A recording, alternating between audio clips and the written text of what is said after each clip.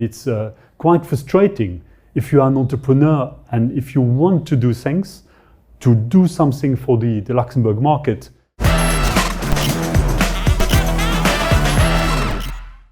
The Luxembourg real estate market has been a roller coaster in recent years. Of course, we've got the pandemic and we've got all sorts of international impacts on the valuation of real estate here in the country. But let's talk about commercial real estate and let's ask a man who knows. His name is Romain Muller and he's the Managing Director of Firce Capital. Romain, welcome. Thank you, Jim. Now, so Romain, let's get down to business. What is the current state of the commercial market? Let's start off by talking office space. How are they going?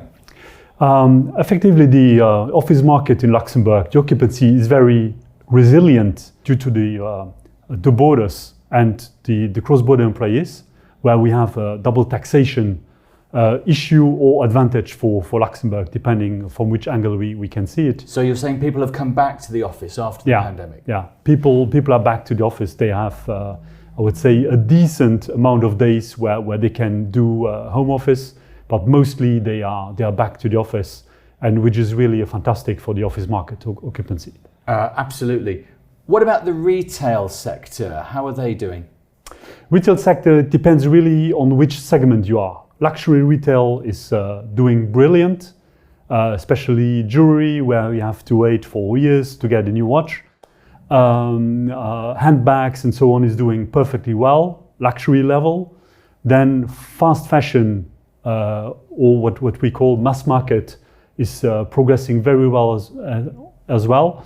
The only where it is more difficult is urban chic. It's the mid-class where it's too expensive, I would say, for fast fashion, and it's not expensive enough for luxury. Right, interesting. So retail sector is doing okay, depending on the segment. And what about the residential market? Can we just talk about that for 1 second? Because there's been a lot of talk in the press that prices have dropped, haven't they? Yeah, I would say there is a price correction, if we can call it like this way.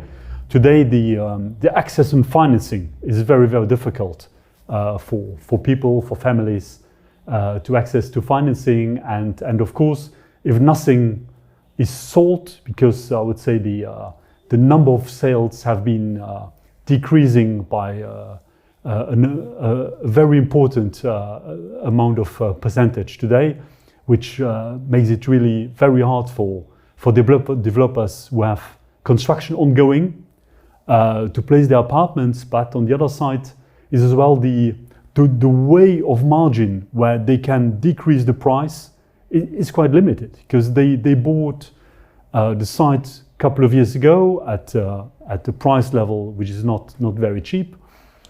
Construction costs are very expensive. They were raising during the pandemic and after the war situation, and there is banking, financing interest have been raising up as well. I can't believe that you're asking me to be sympathetic towards property developers. I thought those are the guys who seem to always win and make huge amounts of money, but you're saying even in their sector, as a developer, it's tough times. It's really tough times because I would say the only way really to decrease the price of the apartment is shrinking down the profit margin of the developer, who from time to time have a lot of people working for years to get the building developed, get the building permit ready, and he has to pay his team as well. So if the prices for employees due to the indexation have been raising up for others, it's the same for him. He has to pay his team at a decent price as well. So it's really tough period. Now you mentioned another buzzword there, financing. Where are we exactly? Because obviously interest rates have risen fairly steadily in recent months. Are we seeing a bit more flexibility from Luxembourg banks to be understanding? Financing. What is financing? I think that's something which has nearly disappeared in Luxembourg for a couple of months now. What you're saying, just there's very few new mortgages being made available. Yeah. There is nearly very few financing done, and only financing if there is no risk. So it's a tough period. I But mean, that financing. seems crazy. Banks exist to provide financing. Yeah, don't but they? from time to time, I'm asking personally, are they still banker or being already an insurance company? It's really in between. It's really strange, and it's quite frustrating if you are an entrepreneur and if you want to do things, to do something for the Luxembourg market. It's very difficult to get access on financing, even from time to time at a decent level of loan to value, because before we had a lot of times 80% LTV. Today, if we asking 50% of LTV, it's a lot of times it's refused. And That 50%, so that you need a huge deposit, don't you? Yeah, as of course. a normal Of course. person. Of course, it's a huge deposit, and even the money of the investors are becoming more and more expensive as well. And from time to time, you have projects where you get 50% LTV, but on the other side, if you are searching for 50% money from the investors, and at the end you're taking into account the interest rates, which were raising up, construction costs are raising up. Actually, the price of the site has not going cheaper during the last 12 months. It's simply the same level of price. So there is no room for I mean, what you're describing there is an extremely flat market with very few transactions, Yeah. I guess, right now. Let's try and be Positive. Let's give some optimism in the air.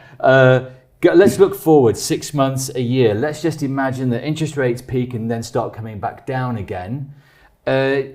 Big picture, Luxembourg, are we still optimistic about the real estate market? Yes, of course we are optimistic, because we know exactly that pre-crisis period, normally we had an average on demand about 5,000 to 6,000 new housings in Luxembourg, which was a request because generally we have 15 to 20,000 new inhabitants every year coming to Luxembourg. So you need to produce new housings to keep on going on the market. And this now, with the current situation, no developers are starting new projects.